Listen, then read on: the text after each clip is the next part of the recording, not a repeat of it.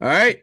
Welcome back to another installment of the Wide Right Podcast. I'm Manny Navarro, Miami Hurricanes beat writer for The Athletic. It's Monday afternoon, around 3:15 p.m., November 21st.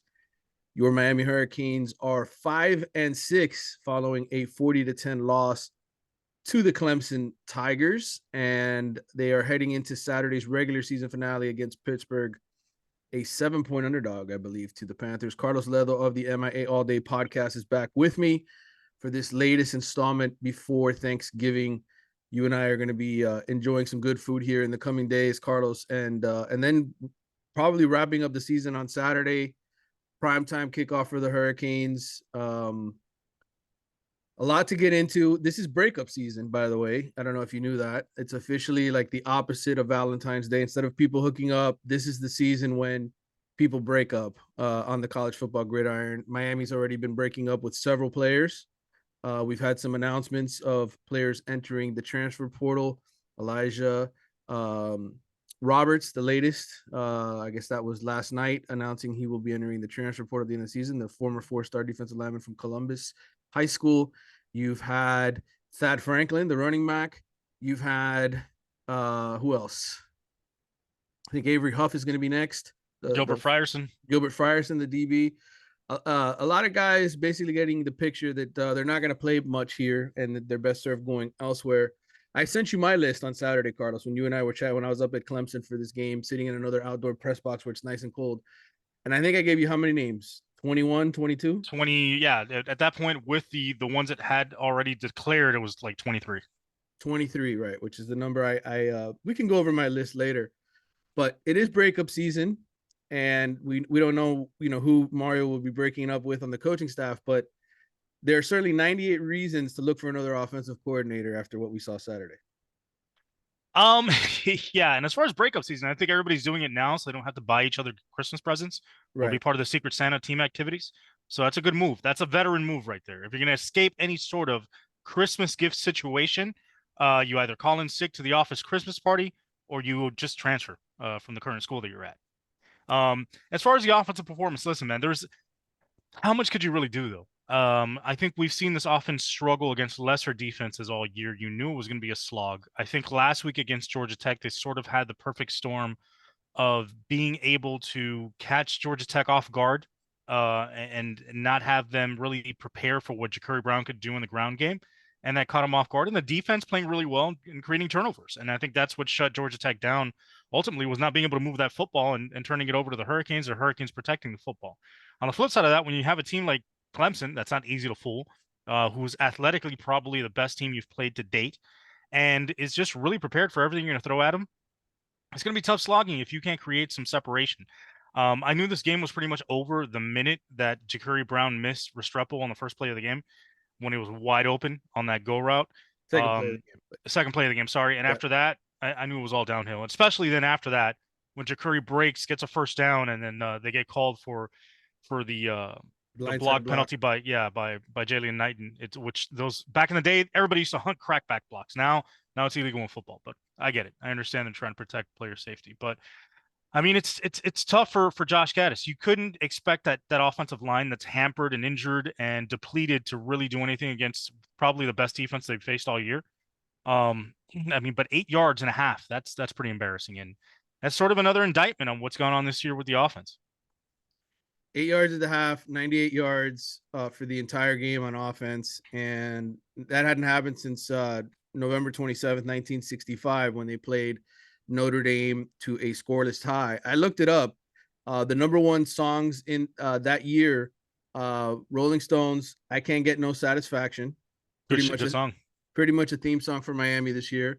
Help by the Beatles, another theme song that sort of Mm-hmm. fits Miami's mantra. Um, it's gotten so bad, and I understand that. Look, there's a lot of fans out there saying there's no excuse. You're ranked 13th in the country in team talent composite.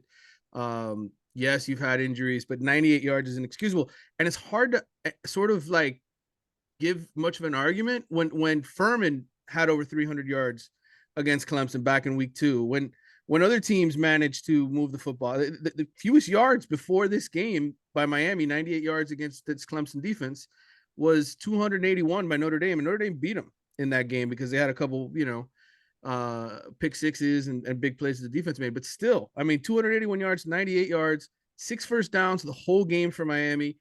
Couldn't, ran 46 plays from scrimmage. Josh Gaddis today, we have our Monday press conferences with the coordinators, said, look, it's hard to kind of get an offense going when you've basically got 3 different systems that you've had to run this year. The latest one being a quarterback who has to run for his life, right? That's basically the offense with Jakari Brown.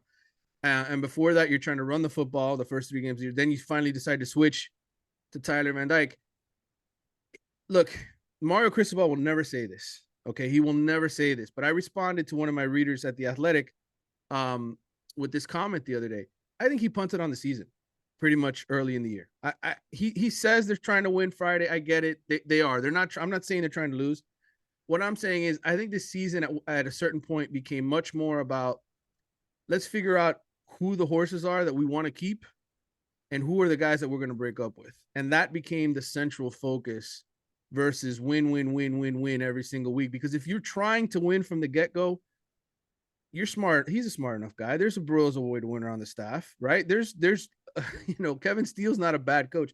They recognize their deficiencies. They went through camp, spring and fall. They knew this talent of this roster. They would have made different decisions to try to win games if that was the case. I think Mario was just trying to sort of implement his culture, and that's my takeaway from all this. That from this season, when people ask me, "What's your opinion?" I think Mario was coaching from the long view, not the short view. Yes, I agree with that. I think, and I've said that before on the show, that I think Mario came into the season looking to create the foundation for success, not this year, but in the future and in later years, because you can tell by the way he's doing it. But I think he really got to that mindset in terms of punting on the season, like you said, probably after Middle Tennessee State. I think coming off Texas A&M, he probably felt good about what he saw on the field. He thought they could probably build on that and probably take it to winning the Coastal.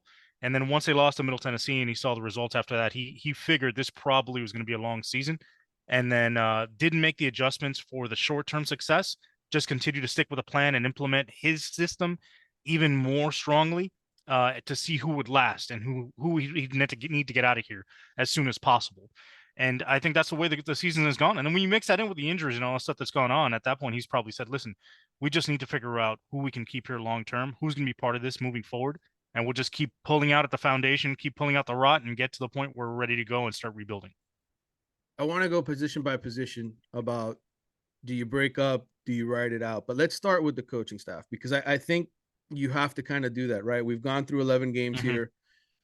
The overall sentiment, can you judge these coaches on 11 games with a limited injured roster? In your mind, is it fair? Can you as Mario Cristobal sit there and say, I know what I've got in this coach. He doesn't fit. We need to make a change. Can you do that after 11 games with the amount of injuries this team had?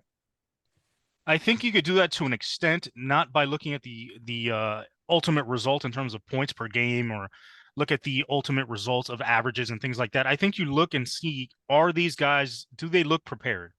Are the guys they're throwing out there on the field just physically not ready to go? And that's why they're making mistakes? Or are they continuing to make the same mental mistakes that they made in week one, now in the last couple weeks of the season? Are we not seeing any progression from these players? Are we not seeing any learning? What are our coaches doing in terms of preparing them to play in each of these games in terms of game planning? Are the game plans sound, especially offensively? And are we making any adjustments or making any corrections in game that we could take advantage of what the defense is doing to us and stop the bleeding? And I think a lot of those answers in terms of Josh Gaddis now, after a full season of looking at it, he's had his moments in terms of game planning. I think he had probably his worst game as an offensive coordinator, maybe this game, coming off what I thought was probably his best the week before against Georgia Tech because of the way he handled the offense. So, I mean, it's been up and down for the offense. And I just don't think overall Gaddis is going to be the right guy moving forward. Just because I think it's both mutually. They both want to go their separate ways and get out of here. And I think looking at the rest of the coaching staff, I think Frank Ponce, you got to credit him for being able to get Jakari Brown ready to go, a third string quarterback who was not anticipated to see any time this year, dealing with the shuffling between Jake Garcia, Tyler Van Dyke, and Jakari Brown. And like Josh Gaddis said, having to essentially run 3 different game plans because it's 3 different kinds of guys and getting those guys ready to go. I mean, Jake's turnover situation That's more of a mental thing, it seems to me, than it is a physical, and that's not something you can coach, I think, because he just keeps throwing the ball over the field and fumbling all over the place. Um, I think, with the rest of the coaching staff, you take a hard, good look. I think at the end of the day, it all hinges on whether Gaddis comes back or not. Because ultimately, the offensive coordinator is going to be the one that makes a lot of these decisions in terms of the position coaches. And he's going to have guys that he's going to want to bring in or guys that he's going to want to hire. And that ultimately will lead to who stays in terms of position coaches. And same thing with the defense. If Kevin Steele stays, he's going to either make changes or keep the staff he has, or if it's a new guy in there, there'll probably be some new guys as position coaches coming in. So it really and it all has to fit within Mario's vision, because ultimately he has the final say. Because a lot of these guys he hired before he even had coordinators. You're right. I think that's one interesting, side to all of this that maybe hasn't been talked about enough is that Mario basically picked the entire staff. Yeah. He didn't allow either of his coordinators really to have much input, I think, in terms of who their staff was going to be. And I mean, look, Carlos, I've spent a lot of time behind the scenes, talking to different people. I hit a couple local high schools last week. I went to Buford, Georgia, went to go watch Jess Simpson's old high school program, the one that's won 14 state titles up there in Georgia. I was there on the field, and just talking to different people about the Miami staff in general, and how things are going. And, you know, part of the impression that I got from talking to some people is, when the coordinators don't have a lot of say over the position coaches, it creates a lot of uncomfortable situations in the Yeah, sense it creates a lot of friction. that requires them to have faith, right, in what the coordinator is doing and how they're leading the group. I'm not saying that that's everything that's going on with Miami, like that's the only reason that they're struggling, but I certainly think that's an aspect that probably hasn't been discussed enough. Yeah, That absolutely. that Mario at some point, whether he keeps Gaddis or not, it's going to have to let those guys have more input on which coaches they hire and which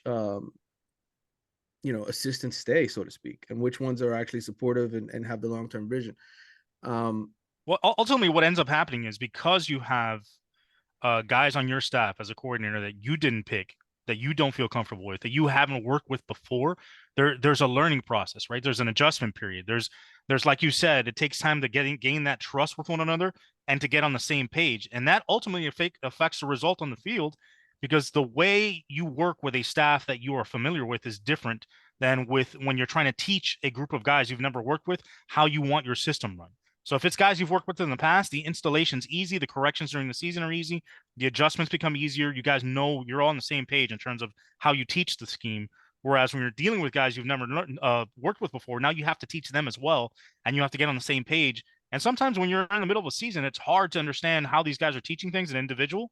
And then maybe there's slight little things that you want corrected, and sometimes that doesn't show up until you get on the field. And it's just an adjustment period. Again, like you said, it's learning to work with one another and trusting one another, and that takes time, and unfortunately ends up affecting the performance on the field. um, what about player development? Because that's another aspect to all this. Besides recruiting, I mean, we can talk about individual position groups in terms of, who's made the biggest improvements. Who do you think has helped some of these players grow? I think there's examples on different sides of the ball and with different players where you've seen growth, you've seen improvement. Um, let's go position by position. Quarterbacks. I mean, Jake Garcia looked like he regressed. I know we both are Frank Ponce fans, but that was interesting sort of setback for him. Yes, Jakari Brown has gotten, was put in a position to at least start 2 games for Miami. He won one of them. But the quarterbacks, I mean, there are people who could sit here and criticize and say, well, Tyler Van Dyke was worse. Is it more a product of individual coaching, maybe messing with his throwing motion a little bit, or not messing with it enough to get Tyler to, to look better than he did? Or what do you judge from the quarterback coaching perspective? Well, I think early on his throwing motion and the things he was doing mechanically looked different. Um, but I think after the first couple games, especially when they adjusted the offense, his mechanics started to get right again after the bye week. And I think that's probably more a credit to Frank than it is, his mechanics early on. I think what kind of hampered Tyler's mechanics, and this is just my opinion, early in the season was he was doing a lot of work in the offseason, working on throwing from different platforms and different angles, and he carried some of that stuff over into his regular throwing motion. Where when you're throwing on the move and you're doing different off-platform throws, yeah, your arm angles have to be different in those situations, but sometimes you work on that so much that it becomes sort of second nature, and you start bringing it into your regular throwing motion, which throws you off because that's a different kind of throw that you're making. And I think they corrected that early in the season, and unfortunately, when Tyler started getting going, he had the injury, and I think part of it is those early mechanical issues, and the other part was that he wasn't processing the offense quickly enough and feeling confident in what he was seeing, and also not feeling confident in the guys he was throwing to. Because once Restrepo went down, that's really when the offense went in the tank, and didn't pick back up until they readjusted a little bit, and until Colby Young made his debut and he started hitting Colby Young for a bunch of yards down the field. So I think that's part of the issue with Tyler Van Dyke. As far as Jake Garcia is concerned, he looked good early in the season. He looked good coming in relief against Middle Tennessee. But even in that game against Middle Tennessee, he threw some balls that he got away with that should have been intercepted. He has a tendency to throw the ball into coverage, and that's something that's always been a knock on him since he's arrived here. He's a bit of a gambler. He's a bit of a, wanting to push it down the field and force it placings in some instances. And then it's just been coupled with this fumbling situation now that's come out of nowhere. And that's not something a quarterback's coach really works on in terms of, hey, just be ready for you work on drills where you're actually trying to secure the football and your drops and when you're moving in the pocket. And a lot of it is just freak stuff. He's got his arm back there. People are just knocking the ball away. He's dealing with a bad offensive line. And now it's just become sort of a thing where he's not strong with the football. And every time he gets touched, it seems to just pop out of his hands. Um, Little bit of intel. I think again, I haven't heard this from anybody in Jake Garcia's camp, but I think I put him on my list of 23 guys that I don't think will be back next year, just Mm-hmm. because I think he's going to probably look to go play somewhere else. Tyler Van Dyke, I think his decision is going to come down to the upgrades that Miami does to this roster. And do they get receivers and do they upgrade the offensive line? If those things happen, I told you that I think, he's going to start this game against Pittsburgh. I said that to you in the text the other day that he was trying to come back for this last game. I think if he does and he's able to play and they're able to get a win, and there's sort of a good ending to this story for him, I think he will come back. I think he wants to play here and be the quarterback next year again. I don't think he's going pro. Jakari, I think, sticks around. And I think Jakari's not in a rush to be the starting quarterback. I think he wants to get better. I think he eventually wants the opportunity. But I don't get the sense that there's a lot of urgency in his camp. So if that happens, Miami signs Emory Williams. Those are your three quarterbacks for next year. And I think it's good that Chikari is self-aware enough to know that he needs to work on his game as a passer, and that he's not in a rush that he feels like he needs to be the starter next season. I think another year for him, a bridge year for him to be able to prepare and really work on his throwing motion and work on his accuracy will help him in the long run be a really good quarterback when he's ready to go. At running back, Don Chaney didn't get into this game. He made the trip, dressed up. It was good to see him out there. I don't know if he's going to come back or not because I don't know if Trevante Citizen's going to come back or not. I've heard some scuttlebutt that he could be looking to leave, and he's the guy that I think the coaching staff was really excited about getting in here. Those are two injured guys that they didn't have most of the year, if not all of the year, right? You had Jalen Knighton come back from his fumbleitis, play well against Georgia Tech, but again, really a non-factor against Clemson. You have Thad Franklin's already announced he's gone. Who else is there? Is there one more? Oh, and Henry Parrish, right? Who was the leading rusher all season long. Henry kind of exceeded my expectations a little bit, but I think we know he's not a number one. He Right. shouldn't be a number one. That position, when you're judging it from a coaching standpoint and the job Kevin Smith did, all things considered with injuries, what do you take away? Um, it's sad not to see Thad Franklin develop a little bit more. I thought he could have been a good short yardage back coming into the season and provided some size that they really needed at the position because that's what they lacked is a guy that could use as a bruiser and in short yardage situations, especially with a bad offensive line. Jalen Knighton regressed this season. He had his moments, but he was not as good as he was last season.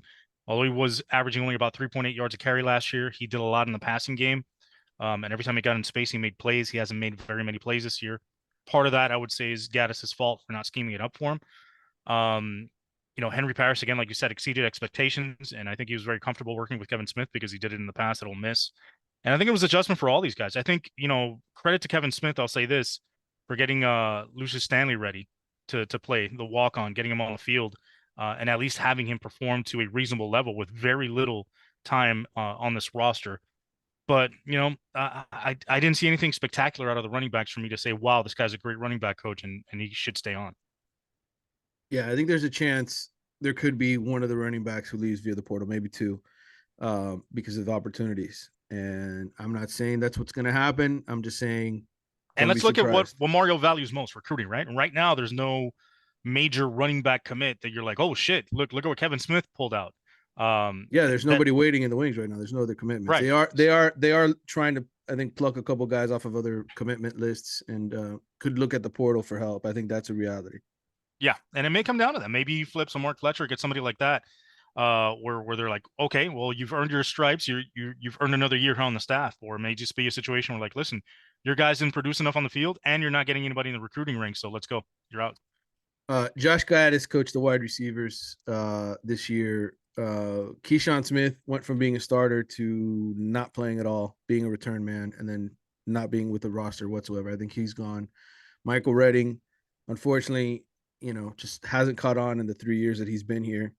I'm not sure that he's got a future here. We'll And he had see. plenty of opportunities early on this season, just didn't get it done. Just didn't get on the field, didn't make the plays, didn't for whatever reason, just wasn't really a part of the passing game. Rashard Smith has improved in my mind as a slot receiver. Xavier Restrepo has been playing injured, so you can't really judge him. And then you have Colby Young, who sort of stepped up his game, after they kind of needed somebody to, and they just Yeah, finally decided to throw him the ball. You've got other guys on the roster at the receiver position, but how would you judge wide receivers and the job Gaddis has done there? I would say it's disappointing. I think you came into the season feeling really good about adding Frank Ladson. You felt good about Keyshawn Smith taking the next step, being a burner. You felt good about Restrepo coming in, and he looked like he was going to have a great season early on until the injury. You thought he could have done more with Brashard Smith. You've seen him not do anything with Jacoby George. Jacoby's been up and down in terms of his performance on the field. He'll make one spectacular play 1 minute, and the next he'll just drop an easy ball, not be in the right spot, run the wrong route, and you thought coming off of last season that Romello Brinson would have a bigger role in this team, and he just hasn't developed either. So you've got a bunch of guys that really have not shown any sort of progress throughout the course of the year, and their deficiencies continue to be their deficiencies, and maybe even got worse during the year. You felt that Frank Ladson maybe could be a deep threat because of his size. We saw in the spring he probably had issues catching the deep ball. Didn't get any work on that done. It got worse during the season, and he became basically just a possession receiver throughout the year, just an underneath guy. You were hoping that Keyshawn Smith also could be that guy, that deep threat. Obviously they had their issues in terms of personality matches, but production on the field again didn't match. Brashard Smith, they really didn't start trying to get him the ball until later on in the year. I think that's somebody they could have used more. And the rest of the guys like Romello and all these other guys, it's sad that we didn't see Gaddis come in here and take advantage of the talent, although they do need more talent there, to take advantage of what we currently had and do more with it in terms of production with those guys. Yeah, I think Romello, Keyshawn, and Redding, I would say, are probably three guys I don't think will be back. I think you'll hold on to Jacoby George. You'll hold on to Rashard. You'll definitely try to develop Colby Young. Beyond that, and then of course the freshmen that they really haven't played whatsoever yet. But you know, I would say, Robbie Washington and Nathaniel Joseph, two, again, fast, smaller receivers. They will come in and help next year. But overall, not a great year for the receivers. Offensive line, obviously decimated by injuries. You can't ignore that. Zion Nelson, losing him from the start, not good. You lose Jalen Rivers with about 3 or 4 games left. He's your best guard. DJ Scapes playing out of position at right tackle all year long. He should be a guard. Um, John Ja'Kai Clark Campbell's is playing hurt. John Campbell's your left tackle. He shouldn't probably be your left tackle. He should be a guard. Ja'Kai Clark, your center, playing hurt, as you mentioned. Justice Oluwaseun, who started the year at your right guard spot, lost about halfway through. And then you get Jonathan Dennis out there for a handful of And games, and wow, he's done. Wasn't great. Logan Sagapolu, yeah, the transfer from Oregon, wasn't great either. again, just a guy. Lamar Seymour, young guy, but very small. Um, it's obvious why they've got 5 offensive linemen committed in this next class, and Mario's getting size.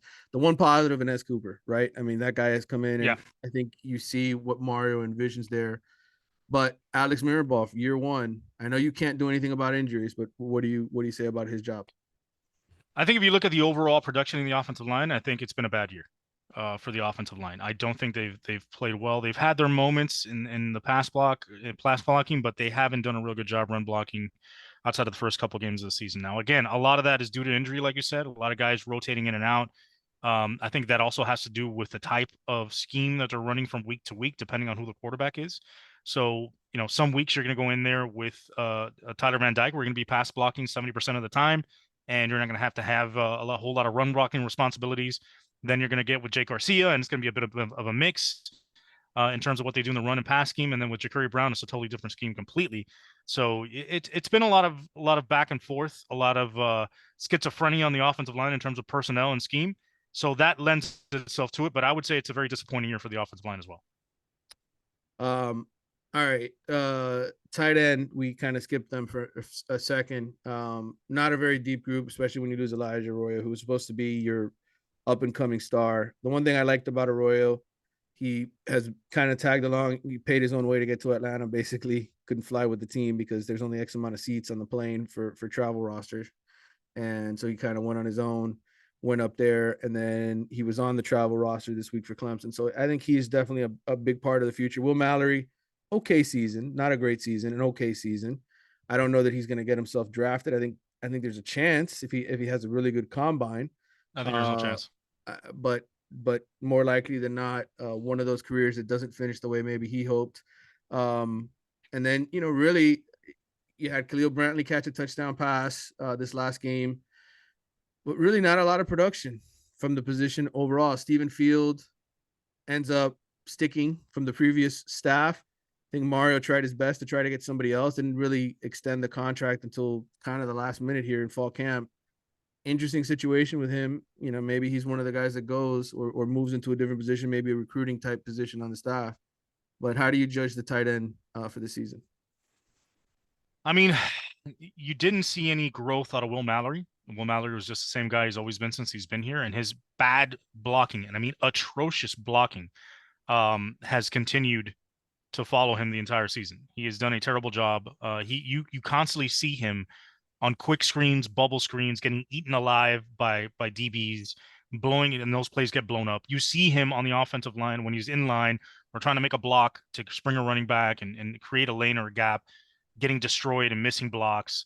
He's just not a very good blocker, and I think that's why he's not going to get drafted. I don't think his ability as a receiver is good enough to overcome those deficiencies as a blocker, and you got to be able to do both as a tight end. I think you've seen flashes out of Jaleel Skiller, but I think that's mostly just athleticism. I don't think that's anything that's been coached. I think his blocking is okay right now. He needs to add more weight, and then we could see what he could really do. It's nice to see Khalil Brantley getting in here towards the end of the season, but we don't really know what we have in him because we haven't seen enough of him. And I think losing Elijah Arroyo hurt a lot because he was the one guy that could do both.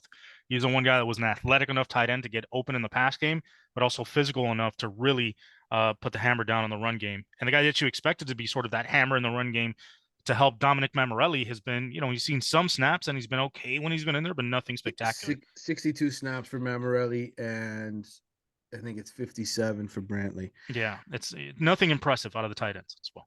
Probably a position you have to address in the transfer portal to get a little bit more help here. Again, Mario mentioned it today in the press conference. It's his job to maximize the talent. I've told you on this podcast multiple times for multiple weeks now, there's going to be a lot of departures. I wouldn't be surprised if a couple of these tight ends are part and of that. The thing that may save Field is the current tight end recruiting class that he has lined up. Right. You got three in here. Reed McKeska, right? He's one of the three that's in there. I went to go see him in Texas. Not a bad kid. It's very smart, very cerebral. Actually reminds me a little bit of Mallory, but he actually blocks well. Thank God. He plays for a running team that basically runs the football the majority of the game, but he is involved whenever they do throw. Not a bad looking kid at all. And I know they've got a couple of other the ones from IMG that's out in the Portland, Oregon area. But again, interesting to see what Miami does. That's the offensive staff. Let's flip over to defense, Carlos, and the defensive line. You know, Mesidor, he had 2 sacks. He had the strip sack that led to the touchdown for Miami, the one touchdown against Clemson. I think he's been the most consistent defensive lineman that they've had every single week. Leonard Taylor, I think, has taken steps forward in his progress. Um, Daryl Williams, the kid they got out of the portal, again, good player. I think he's been a solid player for them all year long. Before he got hurt, I thought Jared Harrison Hunt was a solid contributor. You didn't get a lot out of Mitchell Agude. Jafari Harvey's got 5.5 sacks. I actually don't have as much of a problem with the defensive line coaching. Um, I think that might be the one group, but again, that's the group that they addressed quite a bit through the Yeah. transfer portal. Yeah, I'd agree. I think the defensive line played well. I think even guys rotating in and out. I think you saw um, steps taken forward, like you said, by Leonard Taylor. I think that was very encouraging. I think Daryl Jackson took steps forward as the season went along. I think his game improved from early in the season as it got later on in the season. I think there were guys that were disappointments, kind of like you said, like Agude. I thought he would be more productive. Moultrie's been okay, nothing spectacular thus far this season. He's been solid. But I think other guys, Jordan Miller's been okay. I think he's produced a little bit more than I anticipated. Jared Harrison Hunt has been solid, like he has his whole career. I think the defensive line, all in all, has done a really good job, and I think it's the strength of the team as we expected coming into the season. Yeah, and I have yet to really mention any of the young guys. Cyrus Moss, I think, has only gotten 23 snaps the whole season, but the other freshmen who everybody was all excited about this year, I'm forgetting his name here for a second. Nigel Lee Kelly, Nigel Lee Kelly, sorry. Number 32 in my head, and I'm like, wait a minute, how do you say it? Nigel Lee, that's right. number 32 on his jersey, and number 32 in your memory as well. Yes, this is what happens when you get old like me, Carlos. Nigel Lee Kelly, he's been phenomenal. I do the true freshman report every week. He's among the leaders in pressures, the leaders in sacks among true freshmen. I think he's shown that all the hype, right? Mario was able to kind of steal him late. I think eventually once this other kid's able, Cyrus Moss is able to put on weight, he'll be a contributor. The ones I didn't see a whole lot of growth from, Chance Williams. I mean, 99 snaps for the whole year for Chance Williams. He was a high-profile kid from that Manny Diaz brought in. Um, who else? I'm looking at the defense here, just snap counts. Elijah Roberts, 111. That's why he's in the portal. Antonio Moultrie is at the end of his career, 133. Nigel Kelly, 160. So he was actually part of the rotation. But again, a position that I'm not as worried about moving forward. Linebacker, which is basically a spot that we knew going into the year was probably the weakest on the defensive side, right? Um, Wesley Bassint has improved as the season's gone on. Absolutely. He's come on as the year's gone on. I thought Corey Flagg. I know we complain about Corey Flagg. He's not fast enough. Shouldn't be out there. All those kind of things, but he did grade out better than he did a year ago. There Yeah, was he improvements with looked Corey better this Flagg. season. Yeah, Um, he looked better. yeah, I mean he's grading out 63.2 for the season, which I think last year he was in the 40s. Keontra Smith, not as terrible as he was last year, right? We could say that. Caleb Johnson, basically wasn't starting, didn't make as big an impact as they wanted. The kid out of UCLA, Yeah. not a lot of depth there. The one guy who didn't play, and this was obviously because of injuries and because he wasn't ready, was Chase Smith. Avery Huff already announced he's going in the transfer portal, 4 years down the drain at Miami. Um, what are your takeaways at linebacker? Yeah, I think Caleb Johnson to me was the disappointment. I thought he would come in and as the season went on would be there next to Corey Flagg as a starter. I know they said they were playing the same position and he was backing Corey Flagg up, but eventually you saw them play together. And I thought maybe they make the transition where it ended up being Caleb Johnson and Wesley Bassint at some point, and it never got there. I was really hoping for more out of him. We knew what we had coming in with Wayman Steed. We knew what we had coming in with Corey Flagg. We knew Keontre Smith. I didn't expect much out of these guys. And I think the improvement out of Corey Flagg and the development by Wesley Bassint are encouraging. To me, the discouraging part is that you got really nothing different out of the other guys, and Caleb Johnson was a disappointment. Yeah, we'll see what they decide to do there as far as the coaching in the offseason. Charlie Strong, I think in the end did have a positive effect on that group. But whether or not he's a part of the long-term plans and doesn't go somewhere else to become a coach after the season, we'll see. Defensive backs, we'll start with cornerbacks. None of the freshmen really played. No impact, right? I mean, if you look at the snap counts, Chris Graves, 3 snaps. Kamari Rogers, 3 snaps. Going up and down the list here. Jaden Harris, 17 snaps. And then we heard a lot in the preseason about Malik Curtis. He goes out there and he gets burned right away, gives up a touchdown, 23 Yeah, snaps the whole year. I never No, really recovered. no. I know Jamil Adai gets a lot of credit for being a good recruiter and maybe a defensive coordinator one day. But this is a group that gave up a bunch of big plays. DJ Ivy, some of it was on the safety, some of it was on the cornerbacks. Yep. And then as far as the safeties are concerned, Cam Kitchens is obviously the highlight, right? I mean, he's turned into the best player on the team. And James Williams at times is still inconsistent in terms of coverage. I tweeted out during the game that I think he's got to be moved into the front seven. I personally, I would make him a pass rusher at this point and put the weight on him, make him a 250 and turn him into Javon Curse. But Or Greg that's Rousseau. that's my opinion. Tyreek Stevenson, I think, has played up and down. He's played better of late. He's a good leader in Yeah, terms and I think of with him, he's dealt with a lot of injuries since he's been here too. yeah. Daryl Porter Jr. really no impact. Didn't play a whole lot this year. 171 snaps. The West Virginia transfer guy who was a starter at West Virginia. There's been games where he hasn't played at all. There's been other games where they've had to count on him.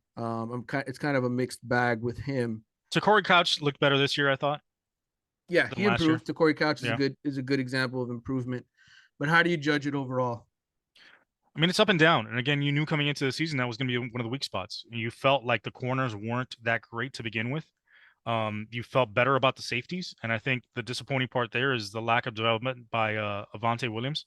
You thought he'd come in there and be part of the three safety rotation with James Williams and Cam Kitchens, but that never materialized. So that to me is kind of disappointing. He only got 129 snaps throughout the year. His overall defensive grade is 35.6, which is pretty atrocious, Yeah, and his coverage grade is a 30.6. So he's been bad even when he's been in there, which is really disappointing. And like you said, I'm a little disappointed that Daryl Porter Jr. didn't make more of an impact to really help solidify that corner rotation. And you were pretty much stuck with the guys you had when you got here, DJ Ivy and Corey Couch and Tyreek Stevenson. Those were your three guys that you were relying on most of the season, and they were okay. I mean, DJ Ivy had a terrible season as he normally did. He had a couple moments where he looked good, and helped improve those numbers, but his bad was really bad, and it wasn't enough. His ceiling and what he did in the season wasn't enough to cover up those mistakes. And like we said with Tyreek, he was okay when he was in there, but he was mostly injured, so that hurt him. To Corey Couch made the improvements, but other than that, I wasn't too impressed with what happened with the secondary. yeah. More intel on all this. I think Mesidor sitting next to a group of NFL scouts for this last game. Jaguars, Jets, a couple different teams were there, and they were watching some of the Miami guys. They left at halftime. I don't think they had to see much, right? No, um, since I got up this out of this is if anybody's worth going pro, probably Tyreek Stevenson if he wants, even though he's got more time, he'd probably be smart to come back. But as far as guys that haven't played on the defensive side that I would say probably should go, Chase Smith at this point, I don't know what you're gonna get out of him. If he comes back and even fits where the coaches are with him. Avery Huff is already one of the guys I mentioned. Chance Williams, um, Elijah Roberts, who announced. Jabari Ishmael doesn't look like he's in the plans. Daryl Porter, I don't know what he does. He was a starter before he's come here. He's not a starter now. Al Blades, again, he's been here since 2018. Really not a factor. Kamari Rogers, his father got upset, and then Isaiah Dunson, who we thought would be more, really yeah. wasn't this year. So there's a long list. You can get to 23, 24 guys pretty easily. And I think in the end, Mario was pretty vocal today about guys needing to go, right? And being honest and upfront. And I think they are. All you have to do is look at the playing time, look at the snaps, and you can get an idea of who are candidates to leave and who we will hear announcing in the weeks ahead that they're going. So anyway, I wanted to cover that a little bit. I did also ask for some mailbag questions, Carlos. But before we move on to the mailbag, anything else on your mind after coming off of that conversation where we went position by position with coaching and player personnel? Listen, there's going to be tinkering. There's going to be changes. And I think not just in terms of the roster, but also like you said with the coaching staff. And I expected that coming in with Josh Gaddis and Kevin Steele being the coordinators, just because you knew those guys. One, Kevin Steele's an older guy. You didn't know how long he was going to be wanting to grind the way Mario wants to grind. And Josh Gaddis has been eyeing a head coaching position for quite some time. So you anticipated him leaving after one season or maybe two at the most. But like with anything else, coaching staffs constantly have turnover, and the best ones have a lot of turnover. I think this year, what Mario's going to do, I think, or what he should do is, I think he should look at the results and say, okay, I sort of put together and pieced together a bunch of different pieces that I thought were really great. He tried to put together the 92 dream team in terms of the coaching staff when it comes to ability to recruit and ability to scheme. And he got a bunch of proven coaches from different places that haven't worked together and thought he can mesh them together under one roof, and that didn't sort of work out. And I think what you also found was some of these coaches maybe had too much of an ego and didn't connect with the players in a way that you need to, or the way you usually do when you're a younger guy coming in trying to prove yourself, or a guy that's been brought in to build those relationships early on with the players through the recruiting process. So I think he's going to turn this thing around and say, okay, I don't need big names. I don't need to write big checks all the time.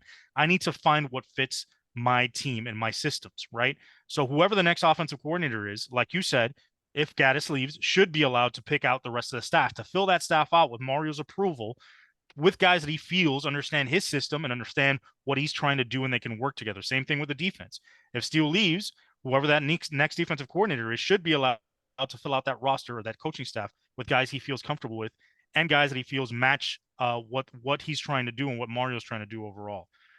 As far as the players are concerned, the turnover is going to be like that in the years coming, even though you're not going to have stability, I don't think, on this roster for 2 to 3 years until there's full recruiting classes lined up that Mario has brought in himself and all the holes are plugged, because you're constantly going to have turnover from guys that aren't happy, aren't getting playing time.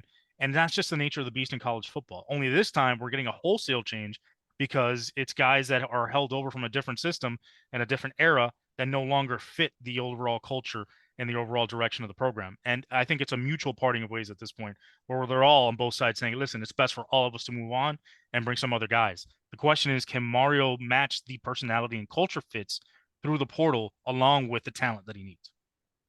Yeah, and that's not easy to do, but that's why you rely on people that you trust at other schools to give you the honest answers. I've asked multiple Yep. college coaches, how do you handle that when you don't, when a guy doesn't work out, right? I asked coaches at Duke that. I asked coaches at Georgia Tech that. I asked coaches at Miami, Florida State, what do you do when you start looking in the transfer portal? And all of them have told me, well, you call the guys that you know in this business, and you hope that they're honest with you. And he says most of them are, because this is basically as much as we sit here and say, coaches, they want to beat each other and all that kind of stuff. This is their fraternity. So there's a lot of connections in that, and you just have to do some really good homework. And I think Mario and his staff will. They've got a bigger people in the recruiting department and the transfer department.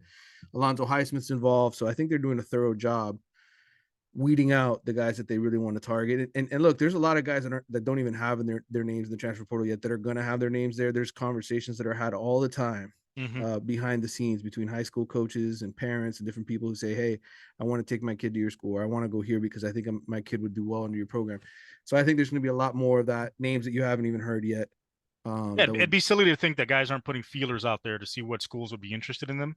right, And as far as, like you said, with the coaching staffs, remember, these guys all network because they don't know where their next job is going to come from. And right. you have to develop those relationships, because eventually maybe you'll end up on the same staff together, or help each other get another job.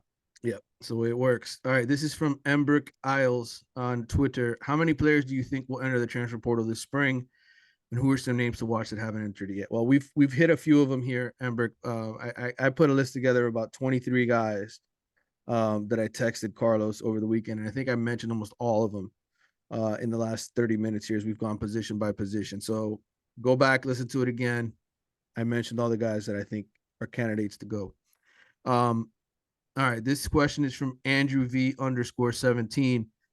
What coaches would you bring back, and which coaches would you get rid of if you had the choice? Kind of covered this topic as well, Andrew. Yeah, again, man, it all depends on the coordinator. Who's the coordinator, and what Mario's vision is going to be ultimately. Is he going to allow him to pick his own guys? I mean, Mario keeps complaining and not being able to pick his own groceries and dealing with that stuff. I think he should have the same feeling for his coaching staff. Allow them to pick their own groceries, the guys they want to work with. This is from Frierdo, Frierdo 60 on Twitter. Are the guys leaving a sign of trouble? I don't think the guys leaving is a sign of trouble. If you had great players that Miami wanted to keep saying they wanted to leave, that's a sign of trouble. I don't think any of these guys that have announced that they're transferring is a sign of them not want of Miami losing guys they want to keep. Right. I don't get that sense at all. Like if you had Um, heard Cam Kitchens, James Williams, and Leonard Taylor wanted to transfer or entering that their name in the yeah portal, that's a problem. yeah I agree 100% with that. This is from Mark Ardios or Ardos 521 on Twitter. List the core players on offense and defense that you think Mario was alluding to. I think he means alluding to his guys that they want to have here, right? That they want to have to win championships. I think the core players, I mean, it's simple. We can go position by position real quick. I think quarterback, you want Tyler Van Dyke back, if possible, right? Mhm. You want Jakari Brown. I think in the running backs, I think Jalen Knighton is a guy that you want to keep now because he's proven to you he wants to work hard and he's not just going to throw the towel in when he's struggling.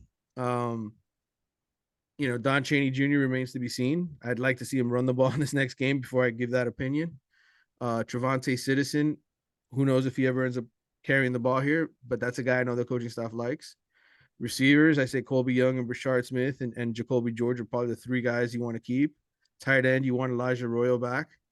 Offensive line, Zion Nelson, Jalen Rivers, John Campbell, because he's a starter. DJ Scape's gone because he's done with his eligibility. And Ja'Kai Clark. Those are the four guys you probably want back. And then, you mix in some of the new arrivals with them. Defense, you'd love to have Akeem Mesidor back because he's your best defensive player in the front seven. Wesley Basainth at linebacker. I think Jafari Harvey, you're happy to take back. I don't think Jafari's going pro after this year. Um, I think you certainly want Leonard Taylor and Jared Harrison Hunt and Daryl Jackson. You want those three defensive tackles back, and cornerback. If Tyreek Stevenson comes back, it's great. If he doesn't, I don't think you're necessarily upset. You can understand if he wants to go. Um, Cam Kitchens, James Williams. Um, and then everything else to me, Andy Borregales is a good kicker. I wouldn't mind keeping him. I think those are the core guys, right? Am I missing anybody? Well, yeah, we missed some people, but I mean, at the end of the day, it's the people that had a lot of snaps, right? A lot of the guys that played a lot of snaps, especially towards the end of the season, and the young guys that Mario brought in just in this last recruiting class, and the guys he's going to bring in the future. And I think you'll see who those core guys are if the Hurricanes make a bowl game, because you'll see the ones that aren't going to be part of this program moving forward exit prior to the bowl game. And what you'll be left with is the core of what Miami's going to be dealing with moving forward before they restock in the transfer portal and in recruiting. All right, I'm going to keep skipping here through some questions that we got. This is from Daniel Dan Tao 3386. If Garcia and Brown are both on the roster next year, who would you expect to win that job? Although understanding that doesn't seem likely. Well, if Jake Garcia is here, then he has to have proven something to the coaching staff that we're unaware of. Right. Which means I would give him a chance to start because that means he must have improved profusely in the time. At this point, I would think that Jakari would be in line to be the backup quarterback to Tyler Van Dyke if those are the two guys that are here. I don't think Jake necessarily sticks, but who knows? We'll see. I agree because he's shown the ability to protect the ball a lot better than Jake has. All right, this is from Larry Shender, one of our loyal listeners and tweeters from Miami Media Associates. If Gaddis stays, do you believe this will hurt getting top quarterback, wide receiver talent in the portal on signing day? If so, why not fire him today?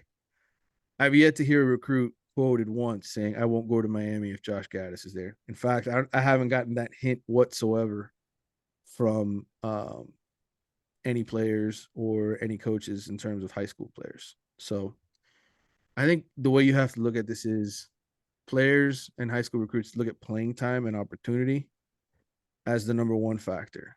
And can that guy help me get to the NFL? And Gaddis has only been here a year. You can't really judge him on that. I know that this has been a terrible year for Miami, but I don't get the sense that that's plaguing Miami by any means. But it's a good question, Larry. Yeah. Yeah. I think it's a situation where it's unfair to judge Gaddis. I don't think he's done the best job this year, but I also know he's had certain limitations in how he's been able to do that job. So I think next year, if he stays one more year, you'll see more of what he truly is, especially when they restock that offensive line and get everybody healthy on there. Another question from Larry. would you prefer, even if we win, for Miami to skip the bowl game and spend the next month building the team for portal and signing day? I don't think that there's any correlation to that. I think while you can understand the coaching staff would not want to be distracted by bowl practices, I don't think Mario looks at it in that way whatsoever. I think from a coaching perspective, there's more to gain from having the extra practices and a bowl game than there is not having it. In other words, this recruiting process has been going on. They coach through a season while they're recruiting. I don't see why they couldn't coach through some bowl practices while still recruiting.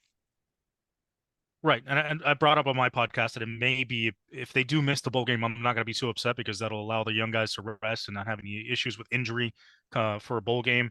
You're going to be down to like 30 guys coming into the bowl game anyway because of all the transfers and everybody that's going to be leaving the team, and a lot of guys may decide to sit out.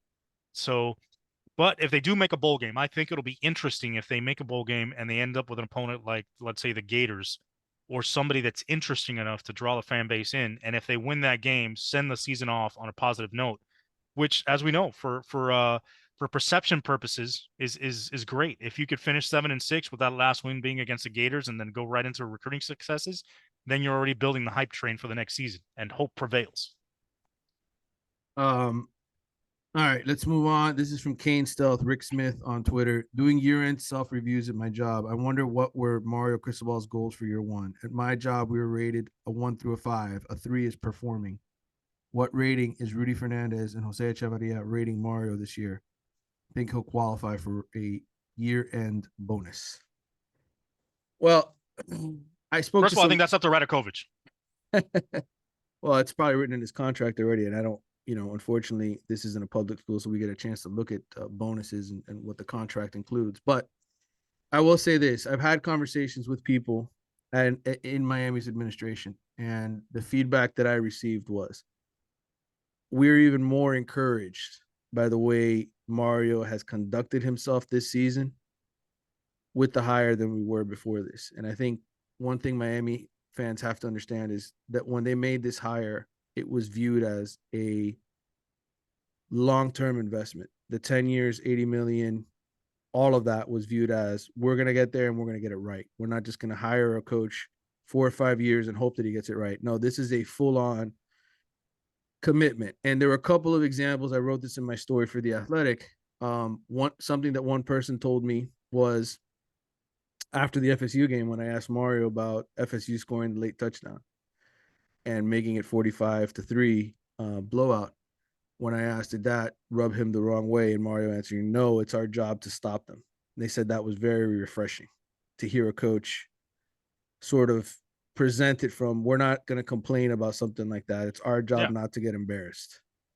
And then last week, the comments that Mario made regarding come pick up your kids. In other words, changing the culture, right? Hey, you're unhappy with your playing time, go somewhere else. All of those things are signs, I think, to the administration that they hired the right guy who's taking the right approach. Is it taking longer than anybody wants? Sure. Are there people saying we spent 80 million on this? Sure. Are there people saying he's got to fire the coordinator? Sure. All of those things I'm sure are happening. But overall, does anybody feel like they made a mistake in hiring Mario? I don't think that's the feeling at all at the University of Miami. Not at all. And I think you see that from the way the players that have bought in are taking to him. You see that from the way the recruits are taking to him, the class he's putting together right now. And like you said, they're happy with the decision they made because for them it wasn't about the short-term successes. Because for that they would have just had Manny make some different changes in terms of coordinators and things he wanted to do, and see what he could roll with into the season. But they wanted to make a fundamental change in the way the program was being operated and run. And they are seeing that the vision they had and the vision that Mario sold him continues to be the same one. He's going to continue to fight for that. And I think like anything else, when you take some medicine, sometimes things get worse before they get better. You start coughing things out you didn't know were inside of you, and you're getting rid of all that crap that's inside. And once you do that, then you'll be a lot better for it. And I think that's the ultimate goal. All right, this is our last comment, and then we're going to wrap this puppy up here. This is from Asher Wildman 13 on Twitter, another loyal listener to our podcast. Thank you, Asher. He says, as someone who covered FSU football a few years ago, message to Canes fans, sky isn't falling. Mike Norvell went through the same thing. Half the team didn't buy in, and it's taken him 3 years to build, quote, his team. His question is, do you think the Miami locker room is divided, or is it a lack of talent slash coaching? I think it's all of the above. Yeah. I think you go back and you look at Manny Diaz maximizing what he had in his locker room last year.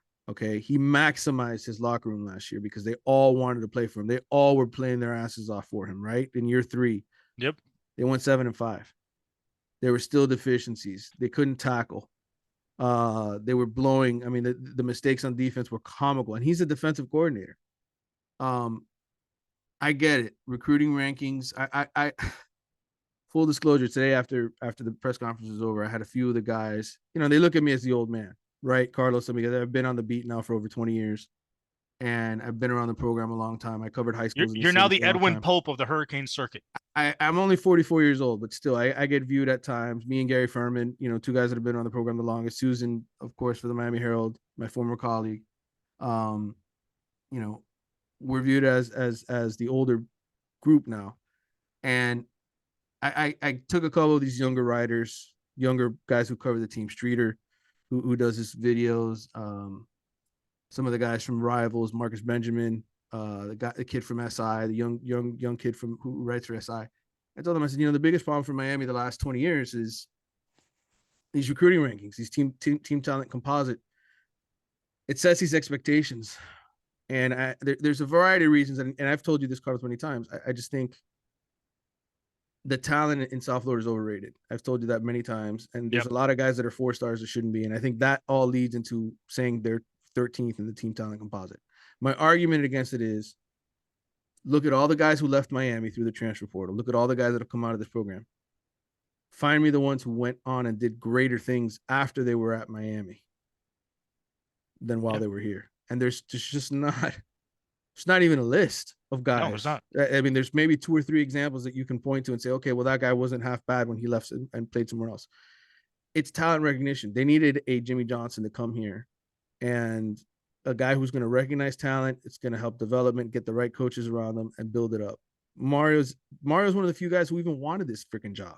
I don't care what they say about, all these coaches would want to. No, none of them wanted to come here before Miami. Mario didn't even want to come here before they were spending. Now they're spending. So he's the first one in line to come and try this with a budget, with Yep. everything else that comes with it. So I guess my overall sentiment to answering this question, because the question is it talent? Is the locker? Yeah, the locker room's divided. There's a lot of infighting. I get messages from parents, from uncles, people that have kids that are on the team, walk-ons, scholarship people all the time. Oh, you should hear the bullshit that's going on. Somebody told me yesterday that some of the players on the team don't even want to win the last game because they don't want to go to the bowl game.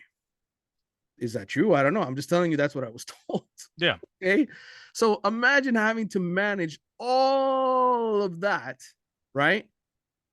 With kids who and parents who are taking to social media and complaining about playing time and this and that, right? He's got to weed through all the bullshit. So Asher's 100% right.